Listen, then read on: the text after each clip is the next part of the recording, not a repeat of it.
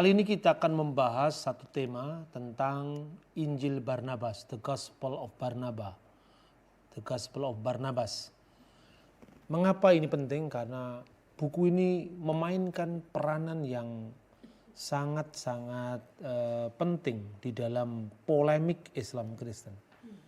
Karena dari pihak Muslim tertentu, saya tidak mengatakan semua Muslim, tapi Muslim tertentu, secara sengaja memasukkan Injil Barnabas ini dalam agenda percakapan atau polemik Islam Kristen untuk membuktikan kebenaran agama Islam dan menolak ajaran Kristen.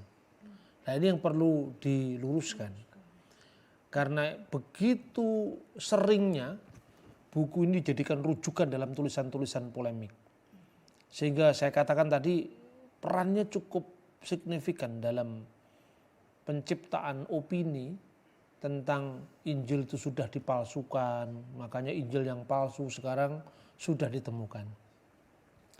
Tetapi begitu kuatnya ya opini tentang Barnabas itu sampai-sampai saya pernah menemukan catatan seorang tokoh Islam, dosen dari IAIN Sunan Gunung Jati di Bandung. Namanya Profesor Dr. Kiai Haji Anwar Musadat. Itu sudah lama sekali, sekitar tahun 70-an. Beliau mengatakan Injil Barnabas ini sangat penting dalam dakwah Islam. Injil ini mungkin adalah Injil yang asli. Begitu pentingnya Injil ini, dia menyamakan Injil ini kira-kira tingkatnya hampir sama dengan hadis.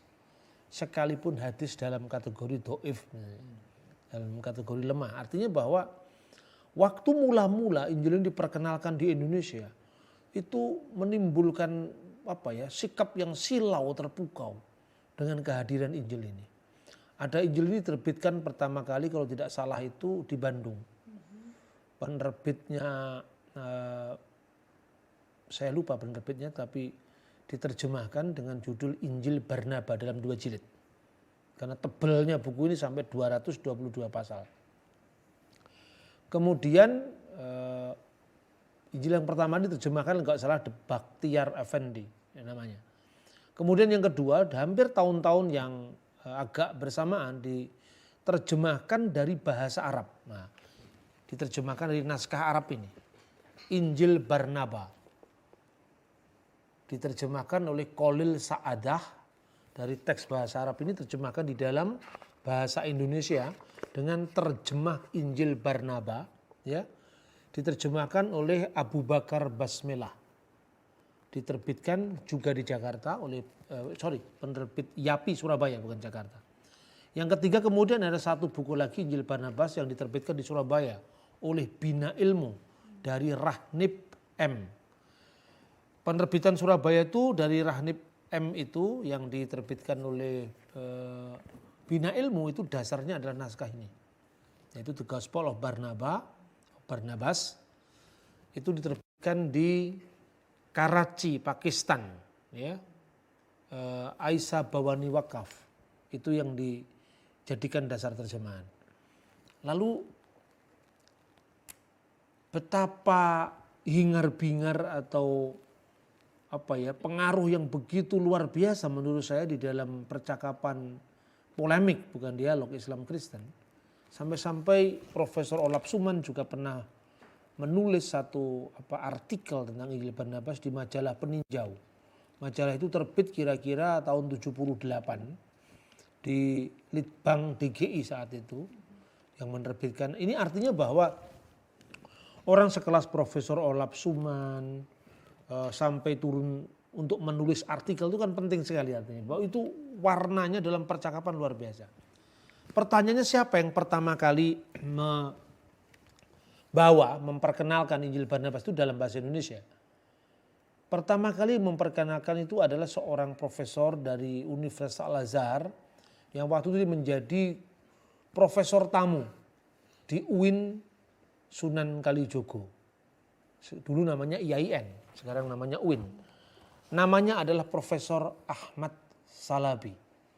Dalam bukunya itu dia menganjurkan agar umat Islam bisa menjawab, umat Kristen bisa menjawab Injil Barnabas ini untuk dibahas. Dan dia perkenalkan. Di Mesir juga ada semacam itu. Profesor Muhammad Rashid Ridha pernah mengatakan, tolong dijawab apakah memang benar Injil ini palsu atau tidak.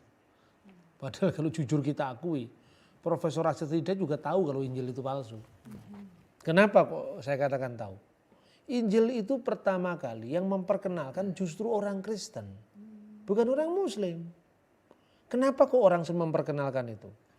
Dalam sebuah tulisan yang awal sekali ditulis oleh John Ryland, itu kira-kira abad 18 atau abad 17, dia sudah memperkenalkan itu. Dia menyebut the gospel of Muslim. Sebuah Injil Muslim telah dirujuk dalam percakapan-percakapan antara agama saat itu. Tetapi John Ryland juga menunjukkan bahwa ada banyak kejanggalan-kejanggalan dalam teks ini. Kemudian ada seorang suami istri, namanya adalah Lonslet dan Laura Rack. Dia menulis terjemahan Injil Barnabas dan diterbitkan untuk pertama kali itu di Oxford. Judulnya adalah The Gospel of Barnabas. Editor dan terjemahan dari naskah Itali yang disimpan di Imperial Library Wina. Pertama kali diterbitkan di Oxford at the Clarendon Press tahun 1907. Nah, kita mesti mengatakan itu ya dari sumber primernya. Di teks ini ditulis baik bahasa Inggris maupun bahasa Italinya langsung. Tapi bahasa Itali yang sudah ditulis dengan tulisan cetak. Aslinya bahasa Itali tulisan tangan, bentuknya seperti ini. Saya punya naskah Italinya juga meskipun tidak lengkap. Karena waktu saya meminjam dari perpustakaan Dominikan di Kairo, waktu itu saya masih jadi mahasiswa, sehari hanya boleh fotokopi 3 halaman. Jadi nggak boleh, di luar negeri kan fotokopi tidak gampang, di sini kan gampang di fotokopi kan. Pembajakan itu kan, hanya boleh fotokopi 3 halaman. Saya pikir saya di sini sekitar 3 tahun. Berapa lama ini? Setiap kali fotokopi 3 halaman nggak ada kerjaan lain apa. Terus kemudian saya fotokopi mana-mana yang terkait dengan catatan kritis tentang kepalsuan Injil Barnabas itu, karena buku yang pertama saya tulis itu dalam peziarahan intelektual saya adalah Injil Barnabas yang diterbitkan oleh Yayasan Andi. Pertama kali itulah buku yang saya tulis untuk mengkritisi Injil Barnabas ini. Nah, yang menarik dalam perjalanan dialog Islam Kristen ya, penerbit mula-mula dari Injil Barnabas ini tahu kalau ini Injil palsu. Dan malahan profesor yang pertama kali menerbitkan itu, dia setelah mengutip misalnya catatan buku yang berjudul Nazarenus dari zamannya John Ryland tadi pada abad 18.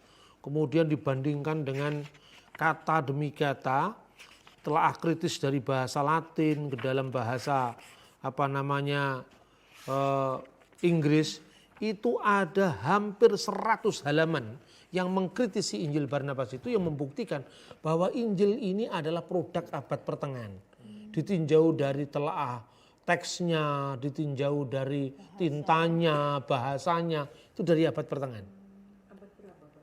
Tahun 1590-an. Jadi abad 16. Nah, kemudian berdasarkan naskah terjemahan Inggris dari Itali ini, bilingual Italian English ini, kemudian diterjemahkan ke dalam bahasa Arab. Ini naskahnya. Di dalam bahasa Arab, terbit pertama kali tahun 1908. Siapakah penerbitnya dan siapakah penerjemahnya?